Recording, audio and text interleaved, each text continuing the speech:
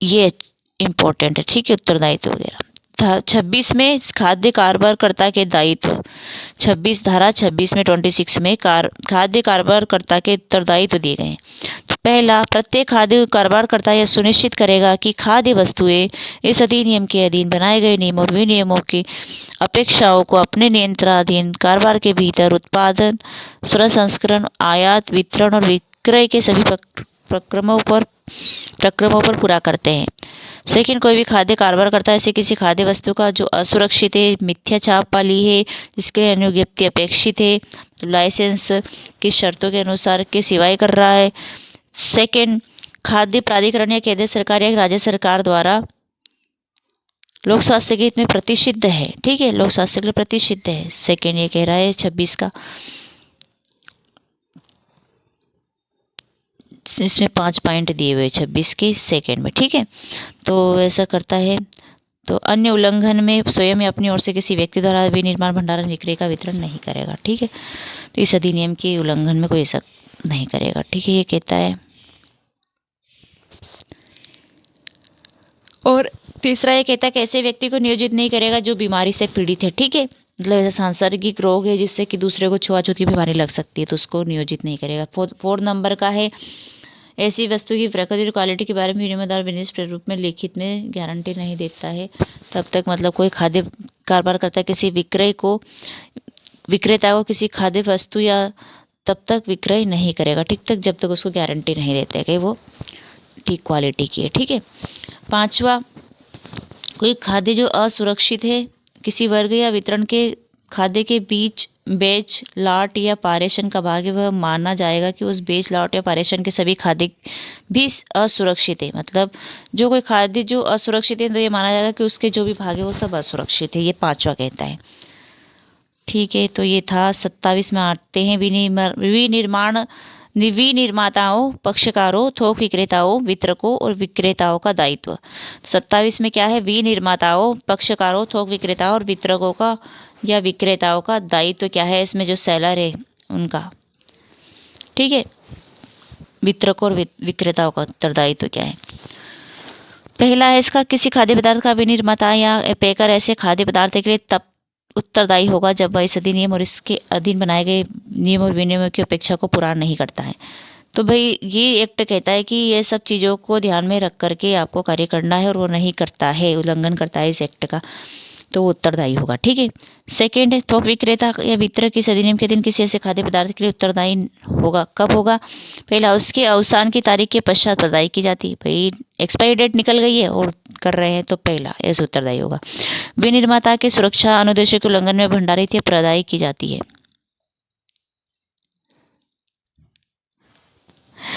सी है, असुरक्षित या मिथ्या छाप वाली है। डी है, विनिर्माता की पहचान न हो पाना जिससे खाद्य वस्तु प्राप्त की गई है, अब उसकी पहचान ही नहीं हो पा रही है किससे प्राप्त की गई है, तो भी उत्तरदायी है।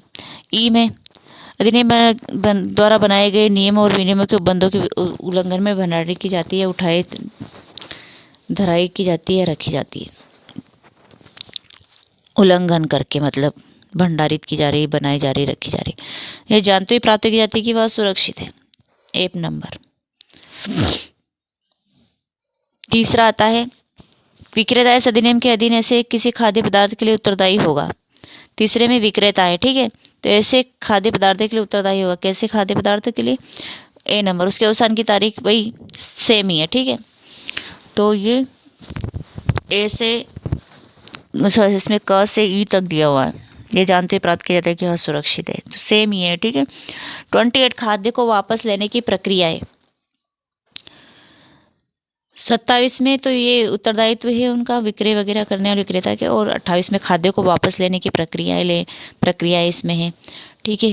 तो यदि कोई खाद्य कारोबार करता है, समझता है उसके पास ये विश्वास करने के कारण खाद्य जिसका प्रसंस्करण, विनिर्माण, वितरण किया जाए अधिनियम के अधीन बनाए गए नियमों विनियमों के अनुरूप नहीं है, तो वह तत्काल प्रश्नगत खाद्य को बाजार से या उपभोक्ताओं से उसके वापस ले जाने के कारणों को प्रदर्शित करते हुए वापस लेने की प्रक्रिया आरंभ करेगा और उनकी सक्षम प्राधिकारी को सूचना देगा।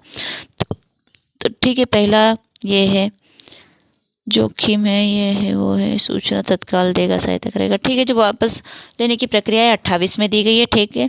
उसके बाद हम आते हैं चैप्टर 7 में, अधिनियम का प्रवर्तन मतलब लागू करवाया जाना। तो इस अधिनियम का प्रवर्तन जो है लागू जो है कहाँ होता है, इसके बारे में चैप्टर 7 बताता है अधिनियम का प्रवर्तन। इन सेक्शन 29, सेक्शन 29, 30, 31, 32,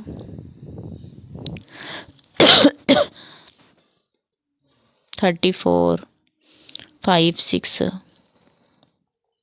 8,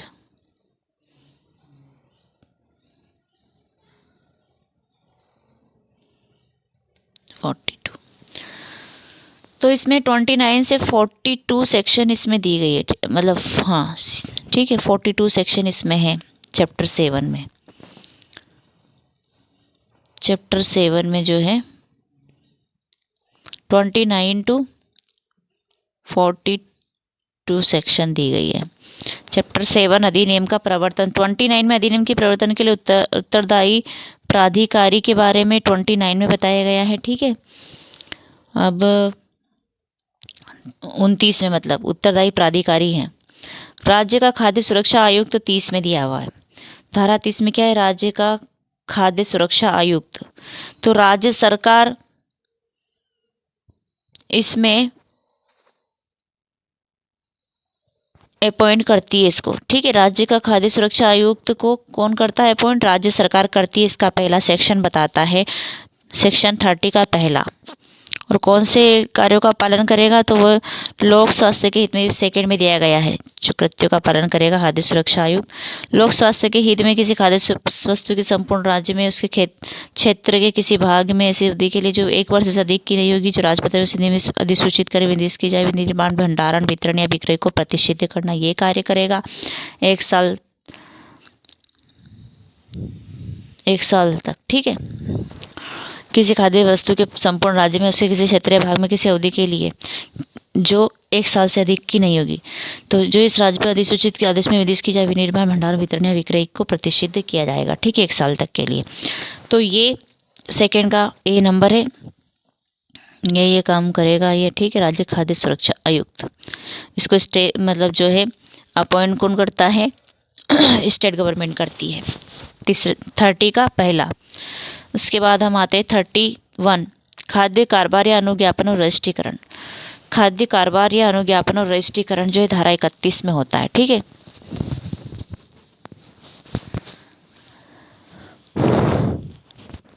मतलब लाइसेंस लेकर ही कोई खाद्य कारोबार चलाएगा कोई व्यक्ति, वरना नहीं चलाएगा, पहला कहता है 31 का।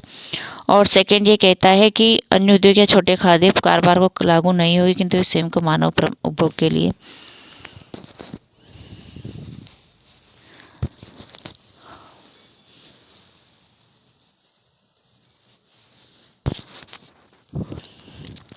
मतलब इस उपधारा 1 की बात कहाँ लागू नहीं होगी, जो छोटे विक्रेता है, मतलब विनिर्माता है, मतलब इसमें जैसे है फेरी वाले हैं, हाकर है, विक्रेता है, छोटे फुटकर विक्रेता है, तो छोटे उद्योग हैं, तो छोटे खाद्य कारोबार करता है, तो उनको ये लागू नहीं होगी, ठीक है।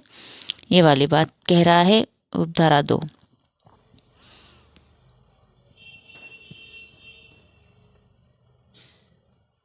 तो इसे खाद्य की उपलब्धता प्रतिकूल प्रभाव डाले बिना उपभोक्ताओं के हितों को प्रभावित किए बिना ऐसे प्राधिकारी के पास और ऐसी रीति में रजिस्टर कराएंगे जिनके विनियम का द्वारा निर्देश किए जाए।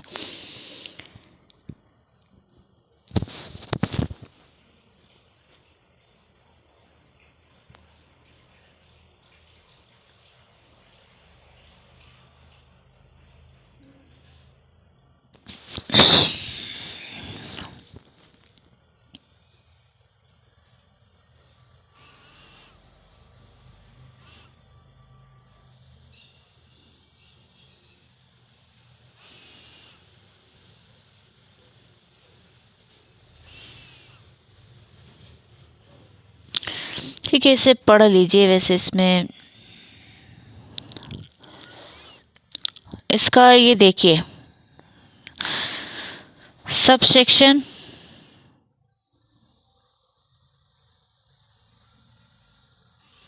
टेन देखिए, अनुज्ञप्ति निम्नलिखित अवधि की समाप्ति तक मृतक के निजी प्रतिनिधि उसे कुटुंब के किसी अन्य सदस्य के फायदे के लिए बनी रहेगी। ए नंबर उसकी मृत्यु से प्रारंभ होने वाली 30 मास की अवधि के लिए, और बी ऐसी अवधि अधिक अवधि से जो अभिहित अधिकारी द्वारा रुज्ञात की जाए।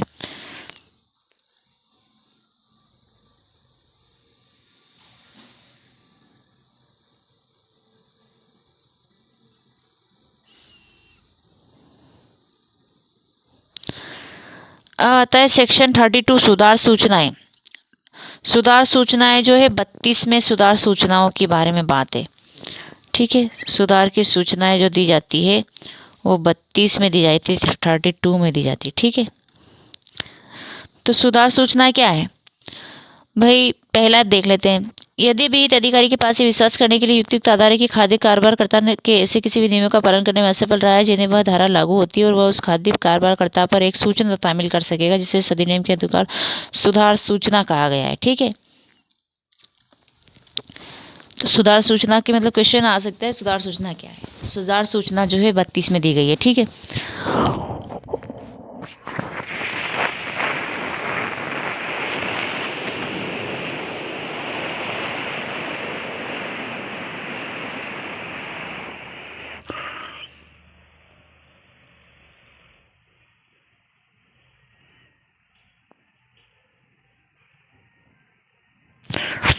चौथा देख लेते हैं। ठीक है, सेक्शन 32 का चौथा देख लेते हैं, सुधार सूचनाओं वाला। ठीक है, ऐसा कोई व्यक्ति जो सुधार सूचना या ए नंबर, बी नंबर सुधार के बारे में इस प्रमाणन जारी करने से इनकार करने, या सी नंबर इस अधिनियम के अधीन अनुज्ञप्ति के रद्द करने निलंबन का प्रतिसरण करने से व्यथित है, वह खाद्य सुरक्षा आयुक्त को मतलब लाइसेंस को कैंसिल कर दिया है, सस्पेंड कर दिया है और वापस ले लिया है, मतलब रिवॉक कर दिया, तो खाद्य सुरक्षा आयुक्त को अपील होगी। ऐसा एग्रीव्ड पर्सन जो व्यथित व्यक्ति है वो कहाँ अपील करेगा, खाद्य सुरक्षा आयुक्त को अपील कर सकेगा, जिसका उस पर विनिश्चय अंतिम होगा। ठीक है, अंतिम होगा का मतलब है फिर उसको कहीं पर भी जो है चैलेंज नहीं किया जाएगा। पांचवा, वह अवधि जिसके भीतर ऐसी अपील की जा सकेगी, तो अवधि 5 में दी गई है, 32 के 5 में अवधि दी गई है। ठीक है, 32 के 4 में अपील की बात कही गई है कि अपील कहाँ होगी, तो खाद्य सुरक्षा आयुक्त को अपील होगी। और पांचवा ये बताता है कितने टाइम में होगी, तो 5 सब सेक्शन 5वां का ए है, उस तारीख को जिसको विनिश्चय की सूचना अपील करने की इच्छा रखने वाले व्यक्ति पर तामील की 15 दिन की होगी। ठीक है, विनिश्चय की सूचना हो गई और अपील करने की इच्छा करने वाला व्यक्ति है, तो वह तामील होने के 15 दिन की गई थी, 15 दिन की होगी। उस तारीख को जिसको विनिश्चय की सूचना अपील करने की इच्छा रखने वाले व्यक्ति पर तामील की गई थी 15 दिन की होगी। ठीक है, तो 15 दिन की सूचना दी जाएगी, मतलब कि 15 दिन में अपील की जा सकेगी। ठीक है, 15 दिन में अपील होगी। बी नंबर, उपधारा 1 के दिन अपील की दशा में उक्त अवधि होगी या सुधार सूचना में निर्दिष्ट अवधि होगी जो भी पहले समाप्त होती हो, तो 15 दिन में अपील होगी। ठीक है, स्पष्टीकरण, इस उपधारा के प्रयोजन के लिए परिवाद करना, अपील करना समझा जाएगा। मतलब इसमें क्या है, इस उपधारा के प्रयोजन के लिए परिवाद करना, कंप्लेन करना, अपील करना समझा जाएगा, ये कहता है। तो 32 याद कर लीजिए, 32 इंपॉर्टेंट है। 33 प्रतिषेध आदेश जो है 33 में दिया जाता है। 33 में क्या है, प्रतिषेध आदेश है। पहला, कोई खाद्य कारोबार करता है इस अधिनियम के अधीन किसी अपराधी दोष सिद्ध किया जाता है और उस न्यायालय या जिसके द्वारा उसके समक्ष इस प्रकार दोष किया जाता है, समाधान हो जाता है कि खाद्य कारोबार से स्वास्थ्य जोखिम विद्यमान है। मतलब पहले का ए और बी हमने देख लिया, और तो इसमें मतलब तो न्यायालय खाद्य कारोबारकर्ता को सुनवाई का अवसर देने के पश्चात आदेश द्वारा निम्नलिखित प्रतिशत अधिरोपित कर सकेगा। पहला, खाद्य कारोबार प्रयोजन के लिए प्रक्रिया उपचार के उपयोग में प्रतिषेध, किसी खाद्य कारोबार या उसी वर्ग के या वितरण के अन्य खाद्य कारोबार के प्रयोजनों के परिसरों या उपस्कर के उपयोग पर प्रतिषेध। तीसरा, किसी खाद्य कारोबार के प्रयोजन के परिसर और उपस्कर के उपयोग पर प्रतिषेध।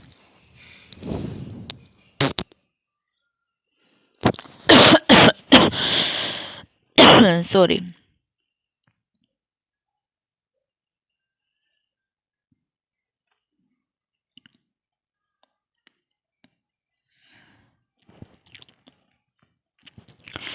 थर्टी फोर में क्या है, आपात प्रतिशत सूचनाएं और आदेश।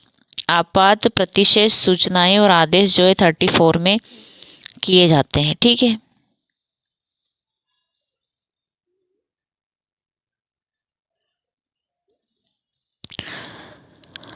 ये देख लीजिए, इसमें फाइन वगैरह है। ठीक है, इसको देख लेते हैं अपन। आपात प्रतिशत सूचना और आदेश 34 में है। पहला अभिहित अधिकारी का यह समाधान हो जाता है कि किसी खाद्य कारोबार की बाबत खाद्य जोखिम की स्थिति विद्यमान है तो वह खाद्य कारोबार कर्ता पर एक सूचना तामील करने के पश्चात, जिसे इस अधिनियम के में इसके पश्चात आपात प्रतिशत सूचना कहा गया प्रतिशत अधिरोपित करने के लिए खाद्य सुरक्षा आयुक्त को आवेदन कर सकेगा। सेकेंड, यदि खाद्य सुरक्षा आयुक्त का ऐसे किसी अधिकारी के आवेदन पर समाधान हो जाता है किसी खाद्य कारोबार की बाबत स्वास्थ्य जोखिम की स्थिति विद्यमान है तो आदेश द्वारा प्रतिशत अधिरोपित कर सकेगा। तीसरा है कि इसमें अभिहित अधिकारी आपात प्रतिशत आदेश के लिए तब तक आवेदन नहीं करेगा जब तक कि आवेदन की तारीख से कम एक दिन पूर्व उसी कारोबार के खाद्य कारोबार कर्ता पर आदेश के लिए आवेदन करने के अपने आशय की सूचना की तामील न कर दी गई हो। 4 है, आपात प्रतिशत आदेश करने के यथाशक्य शीघ्र पश्चात अभिहित अधिकारी खाद्य सुरक्षा अधिकारी से अपेक्षा करेगा कि वह यह खाद्य कारोबार कर्ता पर आदेश की प्रति तामील करे और बी, उस कारोबार के प्रयोजनों के लिए प्रयुक्त ऐसे परिसरों पर सदस्य स्थान पर आदेश की एक प्रति लगाए। जो इस और ऐसा व्यक्ति जो जानबूझकर ऐसे किसी आदेश का उल्लंघन करता है, ठीक है, ऐसा किसी आदेश का उल्लंघन करता है तो वो क्या होगा, दोषी होगा। तो उल्लंघन करता है तो ऐसे अपराध का दोषी होगा, वह अपराध का दोषी होगा और कारावास से जिसकी अवधि 2 वर्ष तक की हो सकेगी तथा जुर्माने से जो 2 लाख रुपए तक का हो सकेगा दंडनीय होगा। मतलब 2 साल और 2 लाख फाइन है। ठीक है, अगर ये उल्लंघन करता है तो सेक्शन 34 हमने देख लिया है। ठीक है, अब हम देखते हैं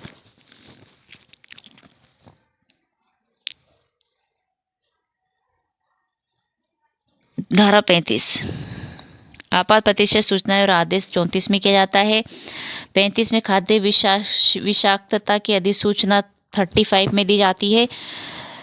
ठीक है, 36 में अभिहित अधिकारी है। खाद्य विषाक्त मतलब जो खाद्य विषैला हो गया है, खराब हो गया, जहरीला हो गया है, किसी खाने लायक नहीं रहा है तो उसके विषाक्त तथा विषैला होने की जो अधिसूचना है वो इसमें दी जाती है।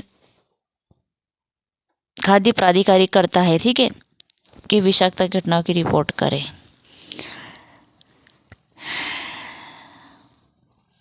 छत्तीस में अभिहित अधिकारी। 36 में क्या है, अभिहित अधिकारी के बारे में है।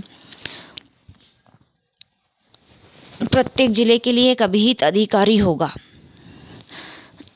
खाद्य सुरक्षा आयुक्त अपॉइंट करता है इस अभिहित अधिकारी को। ठीक है, पहला है। सेकेंड है, प्रत्येक जिले के लिए एक अभिहित अधिकारी होगा।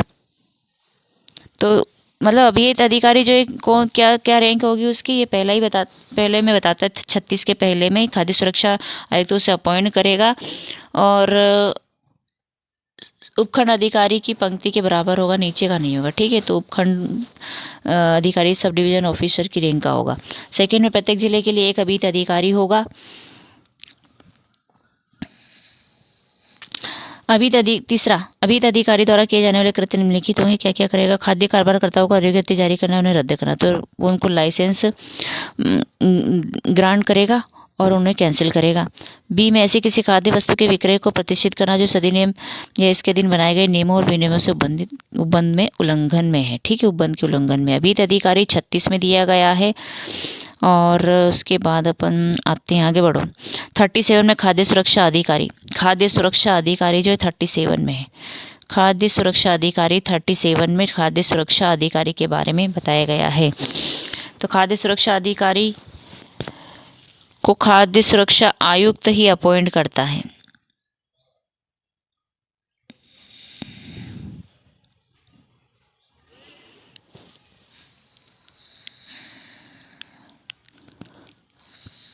ठीक है, तो खाद्य सुरक्षा आयुक्त खाद्य सुरक्षा अधिकारी को अपॉइंट करता है, पहला 37 का पहला। और सेकंड, राज्य सरकार विनिर्दिष्ट अधिकारिता के भीतर खाद्य सुरक्षा अधिकारी कर्तव्यों का पालन करने के राज्य सरकार के ऐसे किसी अधिकारी को प्राधिकृत कर सके जिसके पास उपधारा 1 के अधीन विहित योग्यताएं हैं। तो 37 का पहले में ये याद रखना है अपन को। तो खाद्य सुरक्षा आयुक्त जो है उसको अपॉइंट करता है, किसको, खाद्य सुरक्षा अधिकारी को। 37 में। 38 में खाद्य सुरक्षा अधिकारी की शक्तियाँ दी गई है। पावर जो है खाद्य सुरक्षा अधिकारी की पावर 38 में दी गई है 38 में। ठीक है, तो क्या क्या पावर है उसकी खाद्य सुरक्षा अधिकारी की? तो पहले का ए है, ए में वही खाद्य या किसी पदार्थ नमूना ले सकेगा, विक्रय के लिए आश्रित प्रतीत होने में विक्रय किया गया है उसका नमूना ले सकेगा। ठीक है, और उस खाद्य वस्तु या पदार्थ का नमूना ले सकेगा जो किसी ऐसे परिसर या इसमें उसे मिला है। सेकंड, ए का फर्स्ट और सेकंड दोनों में ऐसा दिया है। तो ये नमूने वगैरह लेने का काम ये है जो ये करेगा। ठीक है, खाद्य सुरक्षा अधिकारी शक्तियाँ है उसकी 38 में।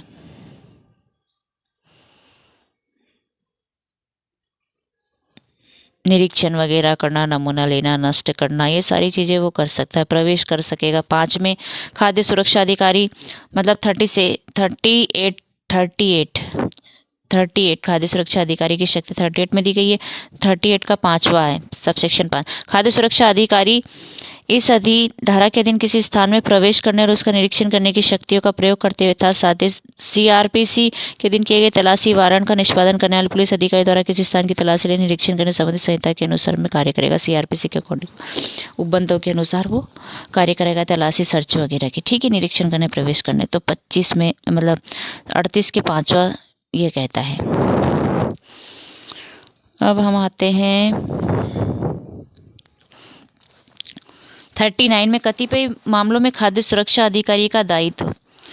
तो कुछ सर्टेन केसेस में खाद्य सुरक्षा अधिकारी का दायित्व क्या होगा उसके बारे में 39 बताता है। तो कतिपय मामलों में खाद्य सुरक्षा अधिकारी का दायित्व,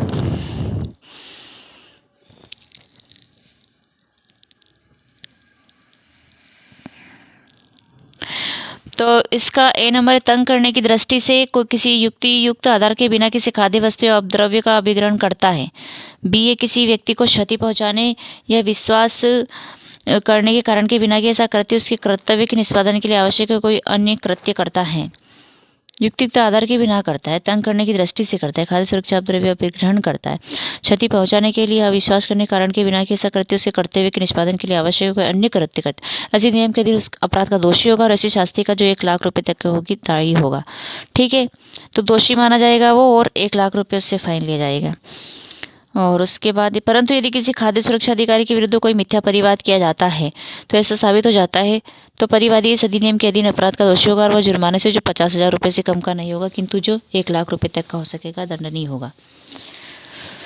तो मतलब इसमें उस खाद्य सुरक्षा अधिकारी अगर वो ऐसा उल्लंघन करता है, दोषी पाया जाता है तो उससे 1 लाख रुपए तक का जो है फाइन लिया जाएगा। मतलब पेनल्टी जो है 1 लाख रुपए तक की उससे ली जाएगी। और जो व्यक्ति परिवाद करता है उसके खिलाफ मिथ्या परिवाद करता है, झूठा खाद्य सुरक्षा अधिकारी के विरुद्ध करता है मिथ्या परिवाद, उससे क्या लिया जाएगा?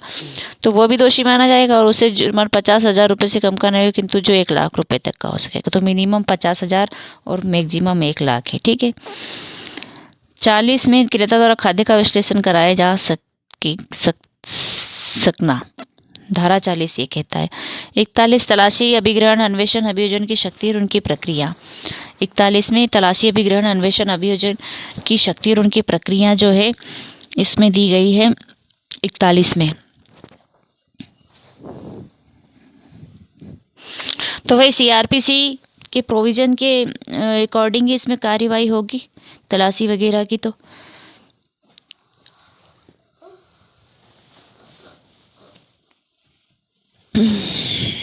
42 में अभियोजन चलाने के लिए प्रक्रिया। 42 में अभियोजन चलाने के लिए प्रक्रिया की बात है। तो अभियोजन जो चलेंगे उसके बारे में 42 बताता है।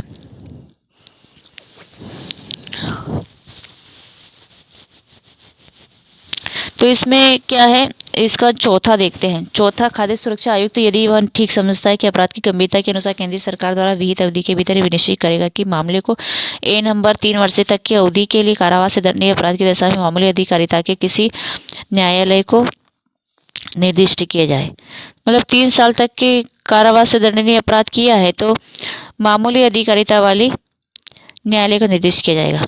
ठीक है, जेएमएफसी वगैरह को। ठीक है, सेकेंड क्लास को भी। कर सकते।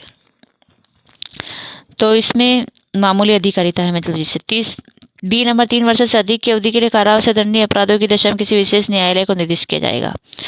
मतलब 3 साल तक का है तो जेएमएफसी वगैरह, और बाकी उससे ज़्यादा वाले हैं तो विशेष न्यायालय को निर्दिष्ट कर दी जाएंगी। ऐसा विशेष न्यायालय नहीं है, वहाँ ऐसा मामूली अधिकारिता किसी न्यायालय द्वारा विचार नहीं होंगे, ठीक है।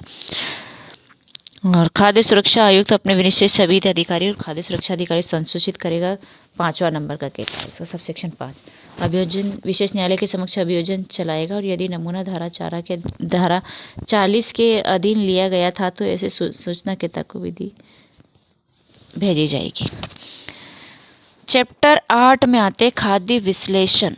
सॉरी, पढ़ते पढ़ते क्या कुछ जीप से है ना थक जाती बेचारी, और अभी तो उठे ही हैं, क्या टाइम हुआ है।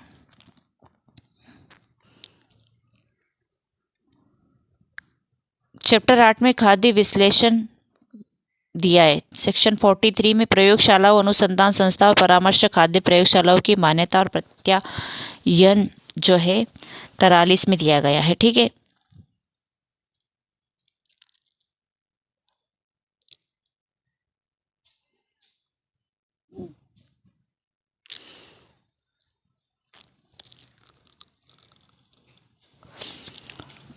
में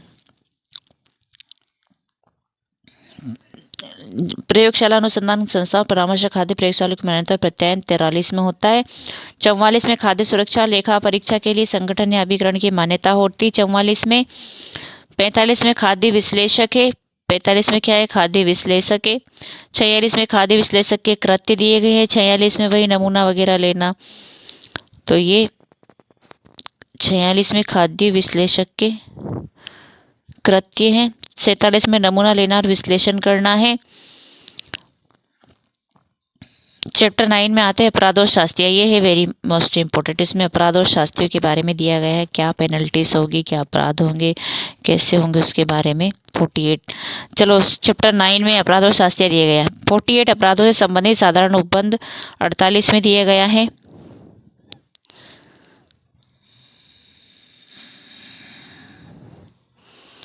में शास्ति से संबंधित साधारण उपबंध दिए गए हैं। 49 में 49 में। तो जब इस अध्याय के दिन शास्ति की मात्रा का न्याय निर्णय करते समय यथास्थिति न्याय निर्णायक अधिकारी या अधिकरण निम्नलिखित या सम्यक ध्यान रखेगा। ए, उल्लंघन के परिणाम स्वरूप हुए अभिलाप या अनुचित लाभ की रकम जहां भी निर्धारणीय हो। बी, उल्लंघन के परिणाम स्वरूप किसी व्यक्ति को आकारित हानि या ऐसी हानि जिसके होने की संभावना है की रकम। सी, उल्लंघन की पुनरावृत्ति की प्रकृति। डी, चाहे उल्लंघन उसकी जानकारी के बिना किया गया है। और ई, कोई अन्य सुसंगत कारक। शास्ति संबंधी साधारण उपबंध 49। तो न्याय निर्णायक अधिकारी या अधिकरण जो है वो इन चीज़ों को ध्यान में रखेगा। ऐसे ही तक दिया हुआ है 49 में। 50 ऐसे खाद्य का विक्रय करने के लिए शास्ति जो मांगी गई प्रकृति या तत्व या क्वालिटी का नहीं है। तो धारा 50 में ऐसे खाद्य का विक्रय करने के लिए शास्ति जो मांगी गई प्रकृति या तत्व या क्वालिटी का नहीं है, तो क्या पेनल्टी होगी इसकी। तो 5 लाख रुपए से अधिक की शास्ति का दायी होगा। तो क्या होगा, उसमें 5 लाख रुपया उसको पेनल्टी देनी पड़ेगी। परंतु धारा 31 की धारा 2 के अंतर्गत आने वाले व्यक्ति ऐसे अनुपालन के 25,000 रुपये से अधिक की शास्ति के दायी होंगे। तो 31 की धारा 2 के अंतर्गत आने वाले व्यक्ति कौन सी पेनल्टी देंगे, 25,000। वैसे तो 5 लाख फाइन है इसमें, ठीक है, लेकिन परंतु क्या कहता है, 31 की धारा 2 के अंतर्गत आने वाले व्यक्ति 25,000 रुपये से अधिक की शास्ति के दायी होंगे। मतलब ठीक है। 51 मतलब जो छोटे कारोबार वाले हैं बेचारे, छोटे विक्रेता है वो, लघु उद्योग वाले। 51 अवमानक खाद्य के लिए शास्ति। 51 में अवमानक खाद्य के लिए शास्ति क्या है, 5 लाख रुपए। इसमें भी 5 लाख रुपए है, ठीक है, अवमानक खाद्य के लिए शास्ति। 50 में भी 5 लाख रुपए है और 51 में भी 5 लाख रुपए है, ठीक है। और 52 में मिथ्या छाप वाले खाद्य के लिए शास्ति। 52 में 52 में मिथ्या छाप वाले खाद्य के लिए शास्ति क्या है, तो इसमें 3 लाख रुपए है, ठीक है, 3 लाख रुपए शास्ति है 52 में। 52 में कितनी है? 3 लाख रुपए हैं। 51 में 5 लाख रुपए हैं और 50 में भी 5 लाख रुपए हैं। 53 में आते हैं भ्रामक विज्ञापन के लिए शास्ति। अब भ्रामक विज्ञापन के लिए क्या शास्ति है? तो भ्रामक विज्ञापन के लिए शास्ति है 10 लाख रुपए। ठीक है, भ्रामक विज्ञापन अगर कोई करता है तो उसके लिए शास्ति है 10 लाख रुपए तक की।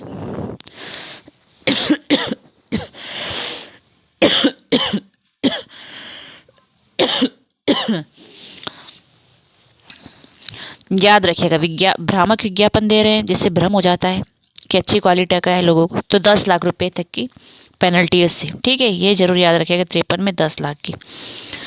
54 में ऐसे खाद्य के लिए शास्ति जिसमें बाह्य पदार्थ अंतर्विष्ट है। तो बाह्य पदार्थ अंतर्विष्ट है तो क्या शास्ति है? 1 लाख रुपए। ऐसे खाद्य के लिए शास्ति जिसमें बाह्य पदार्थ अंतर्विष्ट है। बाह्य पदार्थ अंतर्विष्ट है तो 1 लाख रुपए की शास्ति है। ठीक है।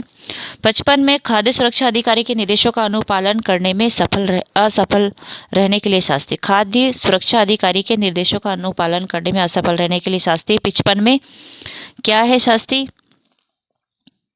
2 लाख रुपए। इसमें कितनी है? 2 लाख रुपए। बाह्य पदार्थ में अंतर्विष्ट है ऐसे खाद्य के लिए शास्ति 1 लाख रुपए धारा 54 में। और 55 में खाद्य सुरक्षा अधिकारी निर्देशों का अनुपालन करने में असफल रहता है तो 2 लाख रुपए शास्ति है। पेनल्टी कितनी है? 2 lakhs। 56 खाद्य की अस्वास्थ्यकर अस्वच्छकर प्रसंस्करण विनिर्माण के लिए शास्ति। 56 में धारा 56 में खाद्य के अस्वास्थ्यकर या अस्वच्छकर प्रसंस्करण या विनिर्माण के लिए शास्ति क्या है? तो ये है 1 लाख रुपए। ठीक है, 1 लाख रुपए है। धारा 57 अपद्रव्य रखने के लिए शास्ति। धारा 57 अपद्रव्य रखने के लिए शास्ति 57 में तो क्या होगी? 10 लाख। ठीक है, अपद्रव्य रखने के लिए शास्ति 57 में दी गई है। तो इसका मतलब इसमें जो है पहले का पहला कहता है 2 लाख रुपए से अधिक की शास्ति का दायी होगा अपद्रव्य स्वास्थ्य के लिए हानि करे। जैसा अपद्रव्य स्वास्थ्य के लिए हानि करे वहाँ 10 लाख से अधिक की शास्ति का दायी होगा। हानिकर नहीं है मतलब, अच्छा हाँ, ऐसा अपद्रव्य जो है रखा गया है मतलब तो वो हानिकर नहीं है तो वो 2 लाख का है। ठीक है, और अगर हानिकर है तो वो 10 लाख का है। हानिकर है तो 10 लाख का है, हानिकर नहीं है तो 2 लाख का है। 57 का पहला और दूसरा। ठीक है। 58 ऐसे उल्लंघन के लिए शास्ति जिसके लिए कोई विनिर्दिष्ट शास्ति उपबंधित नहीं है। 58 क्या कहता है? ऐसे उल्लंघन के लिए शास्ति जिसके लिए कोई विनिर्दिष्ट शास्ति उपबंधित नहीं है। तो क्या होगा भाई? कोई अलग से कोई पेनल्टी नहीं दी गई है तो क्या है? तो इस अध्याय में कोई पृथक शास्ति उपबंधित नहीं तो शास्ति का जो 2 लाख रुपए तक की हो सके मतलब अलग से नहीं है तो 2 लाख उससे पेनल्टी ली जाएगी। 59 असुरक्षित खाद्य के लिए दंड पनिशमेंट। असुरक्षित खाद्य के लिए पनिशमेंट है 59 में तो क्या है?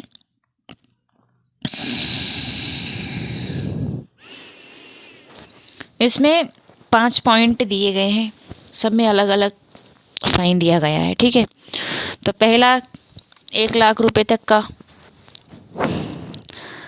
कारावास भी दिया है। इसमें दंड पेनल्टी नहीं दी शायद में, दंड का मतलब पनिशमेंट का कारावास मिनिमम 6 महीना है ना, अवधि 6 महीने तक की मतलब मिनिमम क्या 6 महीने का कारावास होगा और फाइन जो 1 लाख रुपए तक का होगा, है ना।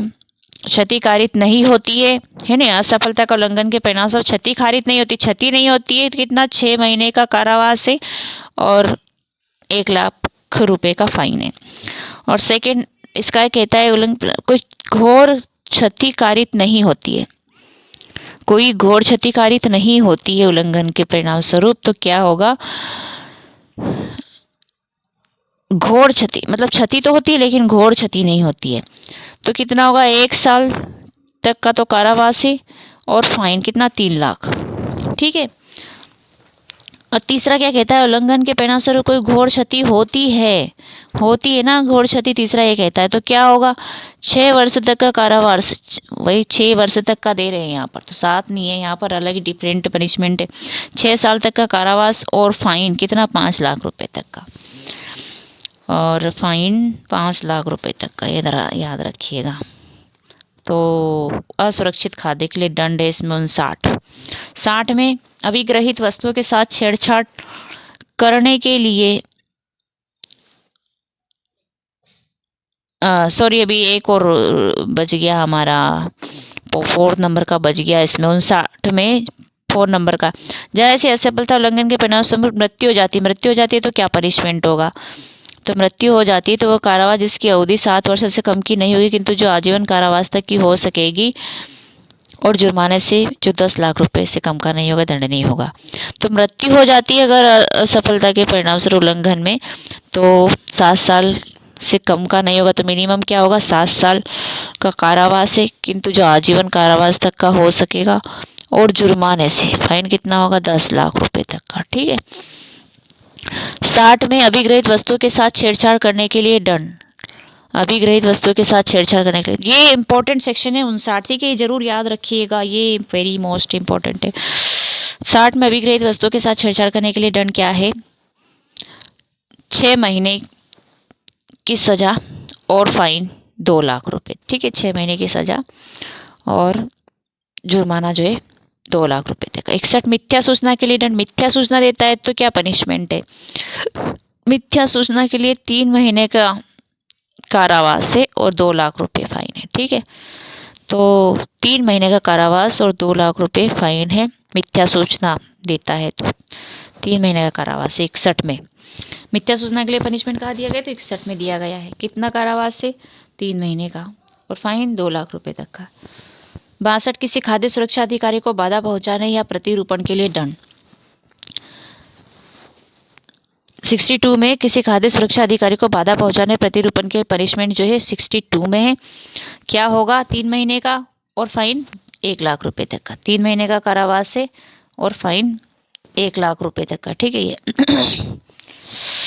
63 बिना अनुज्ञप्ति किसी कारोबार को रोकने के लिए दंड।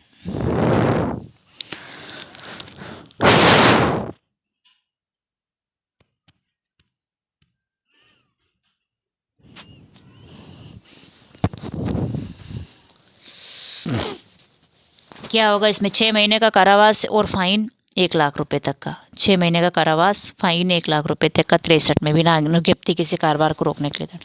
64 में पश्चातवर्ती अपराधों के लिए दंड।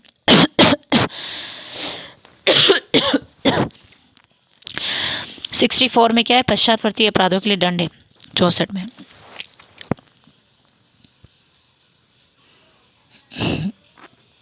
पैंसठ उपभोक्ता की क्षति या मृत्यु की दशा में प्रतिकर, उपभोक्ता की मृत्यु हो जाती है, क्षति हो जाती है, तो उसके लिए प्रतिकर 65 में दिया जाएगा। ठीक है,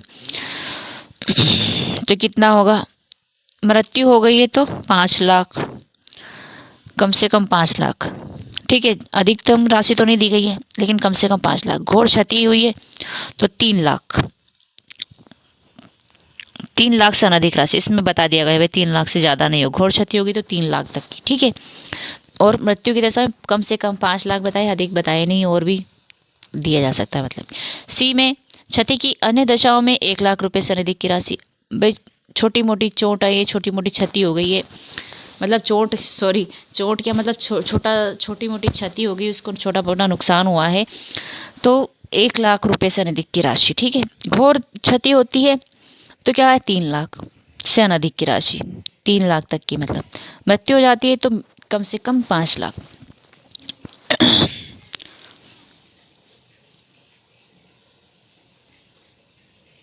तो प्रतिकर का संदाय, परंतु प्रतिकर का संदाय शीघ्रतम किया जाएगा और हर दशा में घटना के घटित होने की तारीख से 6 मास के भीतर किया जाएगा। ठीक है, परंतु यह और कि मृत्यु की दशा में मृतक के निकटतम संबंधी को घटना के 30 दिन के भीतर अंतरिम अनुमति उसका संदाय, मतलब मृत्यु हो गई है तो 30 दिन में किया जाएगा, मतलब 1 महीने में। लेकिन अगर घटना वैसे ही अगर कोई बात है तो हर दशा में घटना के घटित होने की तारीख से 6 मास के भीतर किया जाएगा। ठीक है,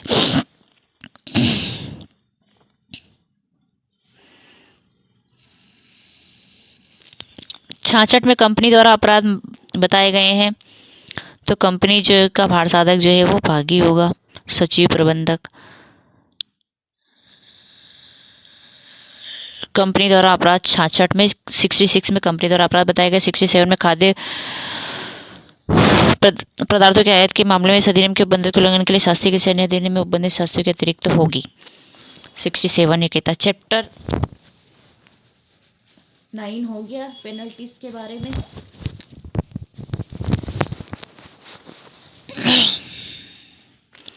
चैप्टर 10 में आते हैं न्याय निर्णय खाद्य सुरक्षा की अपील, खाद्य सुरक्षा अपील अधिकरण। खाद्य सुरक्षा अपील अधिकरण 10 में बताए गए हैं, ठीक है। 68 में न्याय निर्णयन, न्याय निर्णयन 68 में बताया गया है।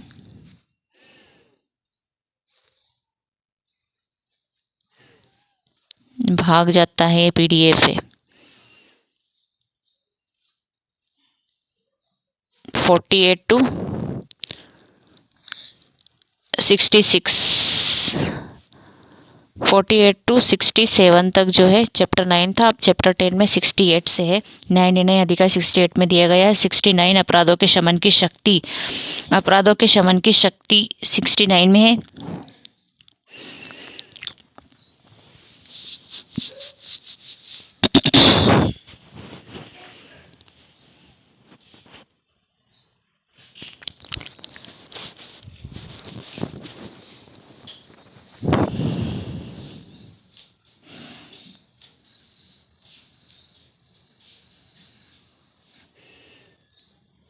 मतलब इसमें अपराधों का शमन हो जाएगा, एक धनराशि ले ली जाएगी। कितनी होगी ये तीसरा बताता है कि धनराशि 1 लाख रुपए से अधिक नहीं होगी और धारा 49 में निर्दिष्ट मार्गदर्शक सिद्धांतों को समग्र रूप से ध्यान में रखा जाएगा। तो 1 लाख रुपए अपराधों के शमन की राशि होगी, ठीक है। राजीनामा हो जाएगा 1 रुपया लेकर के। परंतु ऐसा कोई अपराध जिसके लिए इस अधिनियम के अधीन कारावास का दंड विहित किया गया शमनी नहीं होगा। मतलब जिसमें कारावास का पनिशमेंट पेनल्टी वाली चीज़ें हैं तो उसमें तो राजीनामा हो जाएगा। ओनली पेनल्टी जिसमें दी गई है, लेकिन पनिशमेंट जिसमें दिया गया है उसमें शमनी नहीं होगा, ठीक है, कंपाउंडेबल नहीं होगा। धारा 70 खाद्य सुरक्षा अपील अधिकरण की स्थापना। खाद्य सुरक्षा अपील अधिकरण की स्थापना केंद्रीय या राज्य सरकार दोनों करती है, ठीक है। इसमें स्टेट गवर्नमेंट और सेंट्रल गवर्नमेंट पहला इसका कहता है खाद्य सुरक्षा अपील अधिकरण की स्थापना।